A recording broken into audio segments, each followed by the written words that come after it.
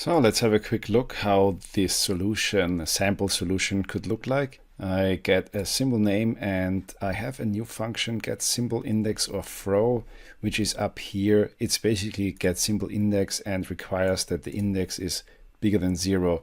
Because if you remember back in the Solidity documentation, all possible variations of the mappings are initialized. So that also means you can just call any of the token mappings, of the 255 possible token mappings, and you can get the symbol name or the address of the token contract, but they will be initialized with a standard value, in this case 0.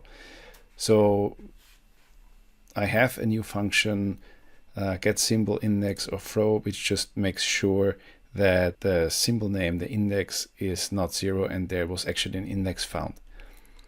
So if you have a valid symbol name, I still make sure that the address is not 0. It's just a redundancy, but just to be certain, it cannot be the address 0. And then I take my token, ERC20 token interface, and I say this is at this address, and I have my token. And now I can work with my token contract. Very normally, I can require that the transfer from is true. So the transfer from the address that is calling the exchange to this address with this amount is true. And if that's the case, then I just make sure that we don't have an overflow here. And then I credit the amount of tokens that were sent to the exchange to the balance for the address.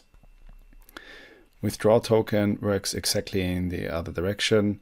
I again get my symbol index and my token contract, and I require that there's enough balance for this address that we can deduct the amount that the person who is trying to withdraw requests. So this must still be larger or equal to 0.